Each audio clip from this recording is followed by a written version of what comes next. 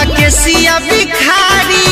अच्छा देलू मनावा बिगाड़ी अब धलिया कवारी।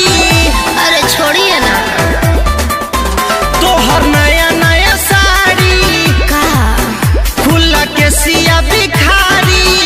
हेलो देलू मनावा बिगाड़ी अब धलिया कवारी।